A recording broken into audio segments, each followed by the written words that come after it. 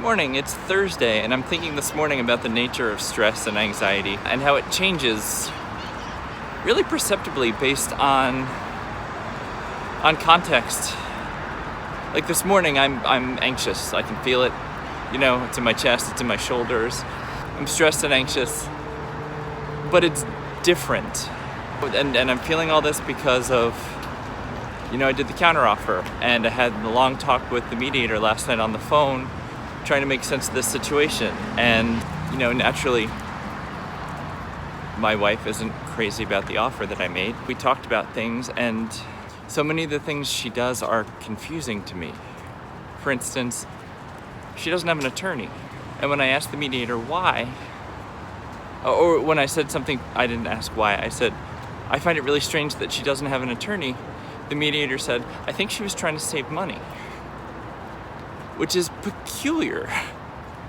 This whole thing is so strange. Like, the money aspect of this is bizarre. Someone who previously was comfortable spending money on things such as, life stuff that we had together, now didn't do something technically smart like hire an attorney to get divorced to save money. Like, it's weird. All of this is weird. And I think that weirdness and the unpredictability of it all has me anxious because I can't predict what she's gonna do. She truly isn't the person I married. So it's all kind of a wild card. It's all like, as much as I try and predict the future, I don't know what's gonna happen. I look forward to a time when I don't have to set the motion-activated webcams every time I leave the house, out of fear that she might come in and take the dog or do things, because I don't trust that she won't come into the house because she has keys to the house since the day she changed the locks. It'll be nice to be at the new place and just have it be my place. I do love where I live, and I don't want to sell it, and I don't want to move away, but now that we're in motion, now that we're in the process, I just want it to be done. Well, I guess the number of times we walk through this garage to this car are finite. If the house is under contract and escrow is starting today, I think. I have a hunch I will be feeling her influence for years to come. On my heart, on my memories, on whatever. I was gonna say, when physically can I stop looking for the white car when I pull in? Well, when I don't live here anymore, I won't be looking for the white car. Talking to the mediator last night, she was saying things about, doing things in good faith and doing things, people getting divorced, sign things for each other because they want to buy property before they get divorced. And maybe if people are getting somewhat amicably divorced or whatever, but there's been nothing nice about this process. So I think it's kind of funny. Sure, let me help you along. Let me help you into your new life. Why would I do that? And I'm not saying, hinder progress into a new life, but why would I go out of my way to be helpful? If every step of the way here to right now, the past 6 months, she has been acting in her own best interests, why would I want to do something that's in her best interests? Because I'm a good guy? Because I'm a sucker? Honestly, I would do anything for my friends and for my family. Today just feels really unpredictable. I have no idea what it holds, what she's gonna do. I braced myself for impact. Here's what I know right now. I have an email drafted to my attorney. I'm gonna send that out shortly, and it'll cover what I talked to the mediator about last night and ask him whether or not I should sign this quitclaim.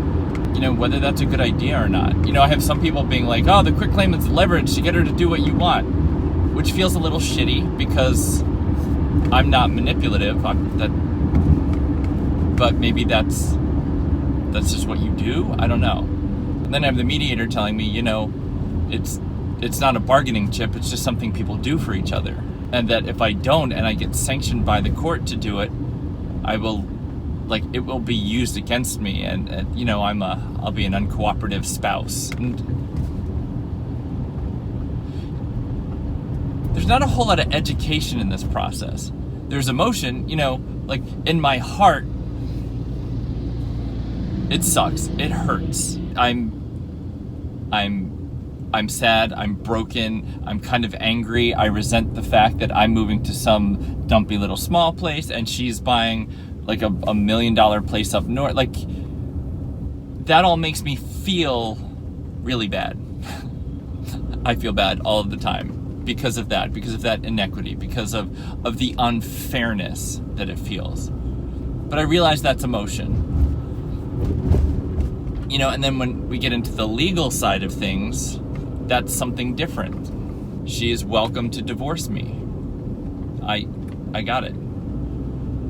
She doesn't want to pay me anything, but legally she could be compelled to. So that's where it gets sticky. She wants me to do all the things that legally I should do, but emotionally I don't want to. But she doesn't want to do the things that legally she should do, and emotionally doesn't want to in return. So how do you put that into words?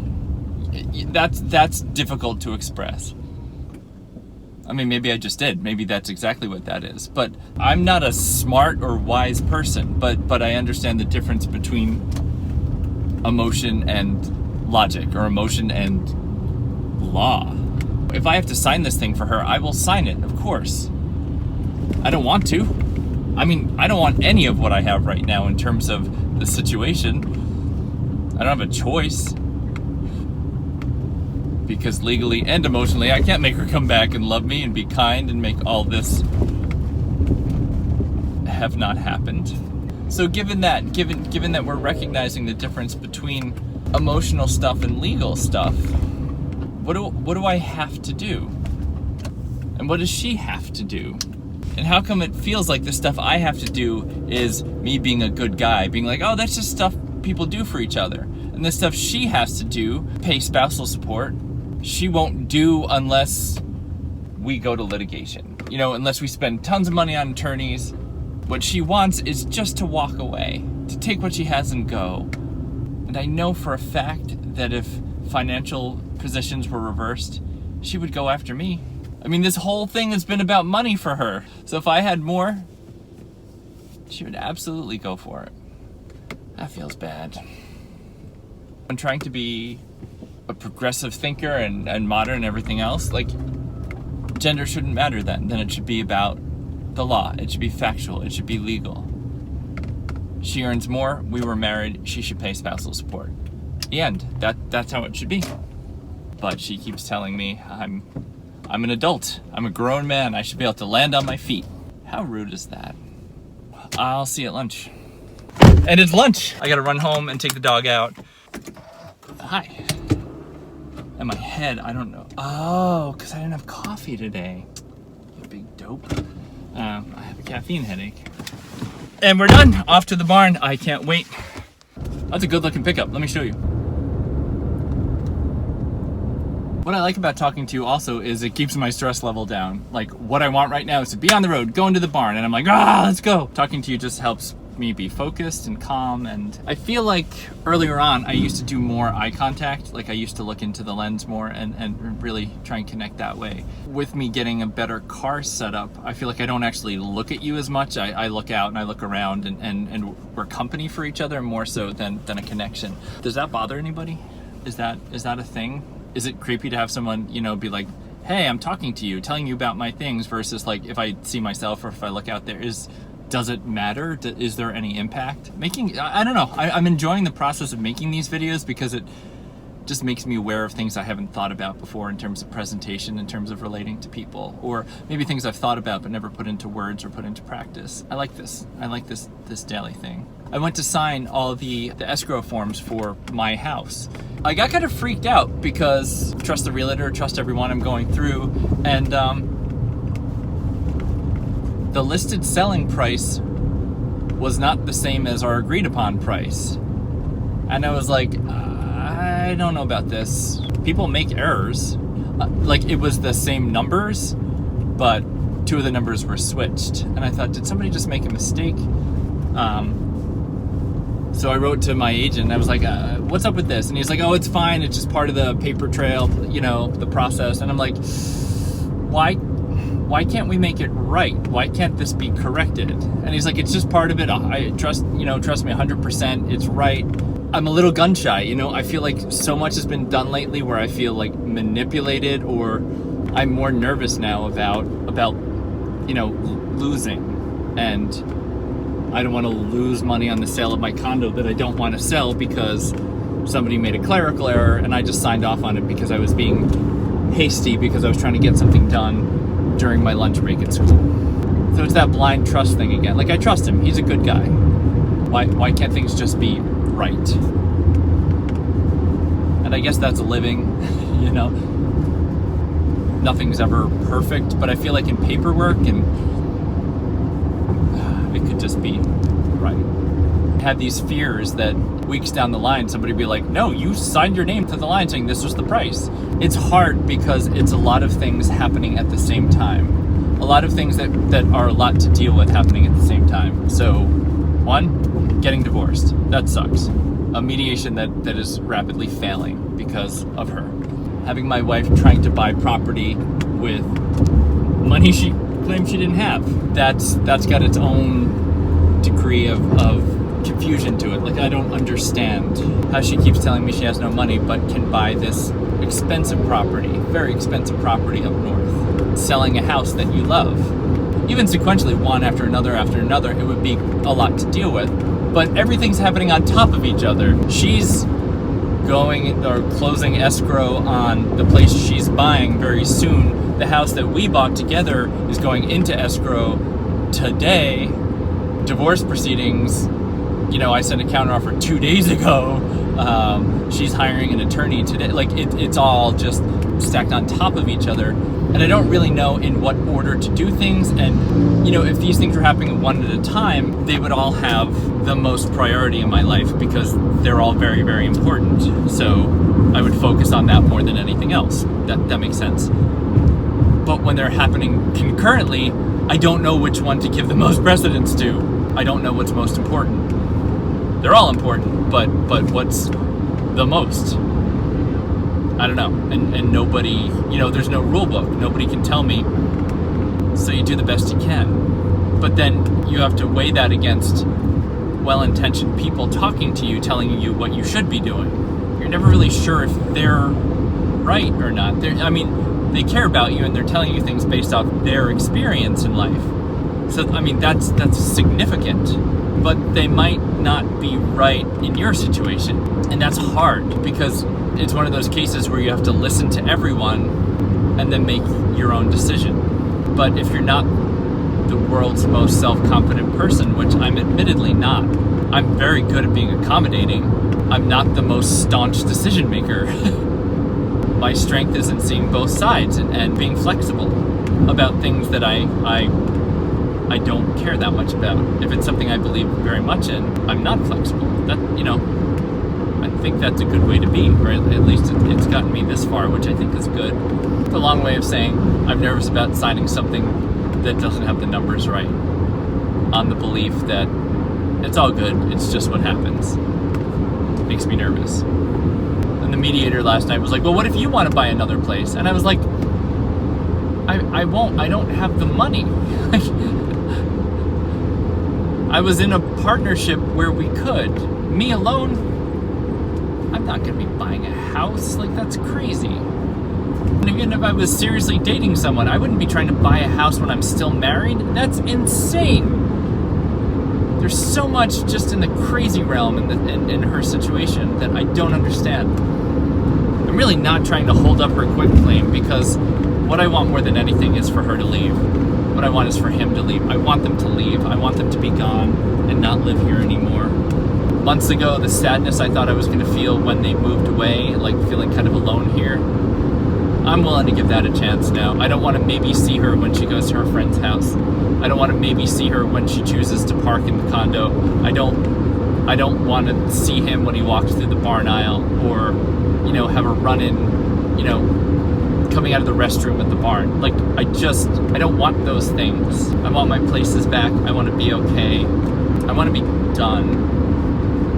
But I think this is the point at which people give up and get burned.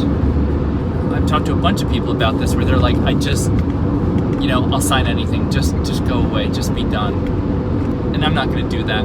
Call it pride, call it fighting for my self-esteem. She's done terrible things. For 6 months, I think today is the 6-month anniversary of her actually moving out. Tonight marks the 6-month anniversary of me sleeping alone every single night. That's a dry spell. It really sucks.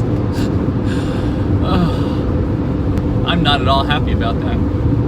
I could be good for someone. We just need to have chemistry. In any event, it's been 6 months of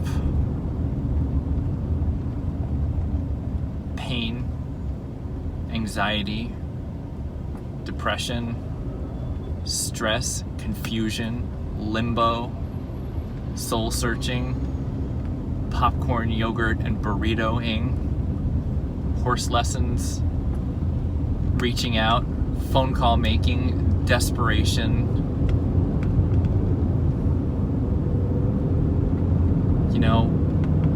bold move making, following on blind faith what I should do.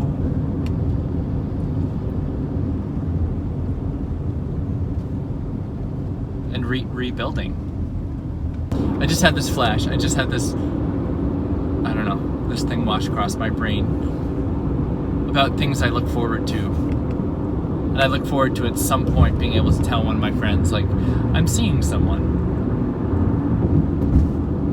I like that. And I'm looking forward to, I don't know, a moment. And I'll know the moment when I see it, when I live it. I have no idea when it will be. But when I can just look at someone and be like, I adore you. You're the best. Those moments when you're doing something idle, traffic light. When two people are sharing space and the mood is right and the light is right and the feeling is right, and it's just a moment that might not be a grand gesture, but you just pause and look over and you're like, oh my God. I mean, that's the amazing thing right now. Like when I look at her now, I'm not attracted to her. Not even a little. And sometimes in mediation I would do that. I would just sit there and look at her and be like, I'm married to her. I stared at that face. That's the face I would wake up next to. When I got married, that was the face I looked at as the sun came down in my eyes, and I kind of tried not to squint because it would look bad in pictures, but that was the face I wanted burned in my brain. And I love that image. That was still my best day ever. I loved my wedding. I loved it, because of her, because of my relationship, because family was there, because the feel of the whole day was miraculous. Loved it. Loved the rehearsal dinner too. Just everyone there, sharing space, telling stories, being kind. I loved it. And it takes a little bit of work to not pull value from that, to not feel like it wasn't real. I was absolutely present in that moment. I was true and a really good version of me. I'm not the best version of me right now. I'm pretty broken. I'm pretty darn sensitive to everything, which isn't necessarily bad. To having that heightened sensitivity to everything, it's, in a way, you feel more alive. You're just like, whoa. Yeah, you're also super vulnerable. I think I could still be really good for somebody. I'm raw. And I keep thinking about things like that too. Am I hung up on my ex? Will I be? Going into things, will I be hung up? With some degree of confidence, I don't think I will be. I think I'll be able to work through this. I think I'm putting a fair amount of effort into compartmentalizing this and trying to make sense of this and process this.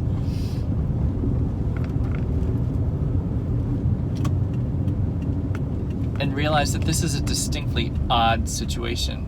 As we look left, is our day ruined by a Prius? Yes, it is. Oh, he's backing out. Lucky me. He's such a dick. Well, hey, I'm here. It's gonna be kind of hard to talk to you, but what an interesting day. And so much to talk about. Hold on. We gotta figure out a lighting situation that's gonna work. Oh, hello. Hi. Give me a second, I'll be right back. Hey, I know the lighting's really tough, but I just wanted to talk to you a bit. It was quite an eventful day at the barn. Can't remember the last. Oh yeah, God, we talked the whole trip up, didn't we? That was wonderful. Thank you for that. So as you know, he was there, and he was sitting in his car. I parked, and I had to sort of change into my superhero outfit. So I parked to the right. He was on the left. He was in his car. So I stood, behind this car. I opened the door and took off my shoes. I took my jeans off, and I had my riding breeches underneath. And I put on my boots, and I put on my chaps, and I tucked my shirt in, and I grabbed my helmet, and I walked past his car into the barn. And I thought, screw you, I hate you. But I didn't have anger. I was honestly really excited to be at the barn. I was really excited to see the people there, and to have my lesson, and to ride with people. The noise on him, the volume on him was kind of turned down. Like, he's just this guy sitting there in his car. He happens to be a key player in the destruction of my marriage. At this point, he's him. He's a sneaky little guy. So I went on my way. Went over to the barn. I was happy to see people. I was in a great mood because I was at the barn. I had a good day at school. I was happy to be at the barn. Vinny was in a good mood. I got him tacked up. We had our lesson. It was super fun. I got to jump. After the lesson, I went down to the dressage arena, and I just kind of cantered across and walked him around and cantered back across. I don't know why, I just like doing it. I like walking the length of the property. It makes me feel good. And then I went back and I checked my phone. And when I looked at my phone, I could see that cameras I have set in the house got triggered. Part of me was like, oh, maybe the dog set them off. I knew better. But when I looked, lo and behold, my wife went into the house today. She was there for what looks to be about at least 20 minutes. She came in, flipped one camera down, and then she went to the other one and flipped it down. But then it looks like she flipped the one camera back up before she left. It's weird. So I could see a little bit of what she had in her arms. And she was taking stuff out of the closet. I just shook my head at the whole thing. Like, it's so predictable. She's mad that I sent that counteroffer, and she's mad that she feels out of control. So what does she do to get control? She goes into the house. She uses her key and goes into my space. And she takes her things. Okay, that's fine. Maybe it finally occurred to her to take the title for her car, to take the stock certificates that are locked up. I don't know. Or maybe she finally met with an attorney today, and he was like, do you still have stuff in the house? And she said yes. And maybe he said, get everything out. She's got her spy boyfriend at the barn telling her when it's safe to go in the house. He's such a devious little bitch. It's so disappointingly predictable. So of course I'm going home now. Oh, so finally I sent her a text, and I said if I'd known you were coming, I would have put the laundry away, because there's laundry on the bed that I was folding. No response, of course. Just my way of letting her know, I know you were there. Her boyfriend was at the barn late because horses were getting shod or shoed, or there was a farrier there working on horse feet. So I was walking through the barn. Actually, I was walking up the side of the barn, and he was there, and he had his gray shirt on, and he had the collar popped up, because who the hell pops their collar still? But anyway, he had a popped collar. No lie, it's just fact. He turned and looked at me, and I just looked at him straight back and kind of smirked, and I was like, I know what you did, you little bitch. Said nothing, but he broke eye contact first and turned back to his horse. To be honest, I mean, I'm always honest, but today, I didn't look at him and feel jealous. I looked at him and thought, you were with somebody so cruel and so unpleasant, and you don't even see what she's doing. You're future planning with a really unkind person, and she's probably very successfully billing me as the villain, but I'm not.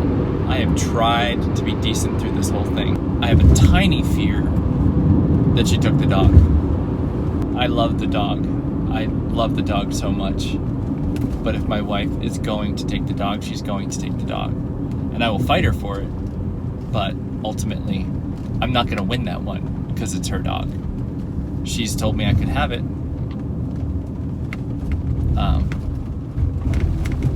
And I have a signed thing saying I could have it, and she expressed her intent saying I could have the dog.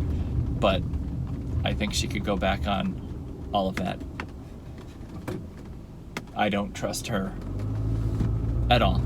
Period. End of story. I'm glad that none of my divorce paperwork was in the house. I'm glad I keep it with me at all times. It makes me sound like a crazy person, doesn't it? I always have all my paperwork with me. It never stays at the house in case she goes into the house. I guess I could leave it at my new apartment. I guess that would be fine. But typically, it's always with me. It's in my bag at school. It's at the barn with me. It's with me always. And thank God, if it was at the house today and she was at the house, I would have to go through everything to see if she took certain paperwork. It still sucks because I need to go through the house now and be like, what did she take? You know, what did she do? What's moved? What's changed? What's different? And I hate that feeling. I hate it less now that I have the apartment and now that I have most of the meaningful stuff out. She had left a couple dressage books behind that I was enjoying reading. I have a hunch those will probably be gone. I deal with high school kids all day, and sometimes they act like children and do childish things, sure. But by and large, they're pretty mature. They deal with their problems pretty responsibly. Always? No, not always, but for the most part. And I'm dealing with two adults who can't deal with his own problems, who's spying for his girlfriend, who will tell on me if I look at him sideways. It's crazy. It's so sad. I'm gonna go upstairs and see what's different. It should be a blast. I will let you know, or maybe I'll even bring you with me. Hey you guys, I just wanted to check in because I'm kind of happy at the moment. I walked around the house and she took the Burberry coat that I bought her as a gift. She finally took that. Of course she did because it was expensive. And she took some clothes. She rifled through the closet. She took a lunch bag, and I looked in the lockbox that we have, and she took everything. So it finally dawned on her to take all the info for the car and everything. Duh, and her stock certificates and stuff. It's all right. I have scans and copies of all of it. You know, I just signed all the stuff I have to do to sell the house and everything. As I'm doing all this work, an email from her came through to the mediator and I, and I'm not going to read the email because that seems, I don't know why that seems inappropriate, but I start my new job in San Francisco on October 1st. October 1! That's less than a month! Remember when I was driving north and I was like, I wish I just knew. I just wish I knew when she was leaving. Yeah, October 1st. Good. Good. Get the hell out. I could not be happier. I'm so happy right now. So the fact that she's dating that guy who calls and tells her when she can come into the house, whatever, she's leaving. October 1st, she's moving north, or she'll be north. Awesome. GT the FO. Goodbye. Sorry, I'm reading the email as you and I are talking, but oh, and she's in a hurry now to divide up the household stuff. Right, because she wants to get her stuff and move it north. Of course. Oh, I'm sorry, honey. Let me make it as convenient as possible for you. And she'd like the quitclaim signed. Goodbye. Good riddance. Smell you later.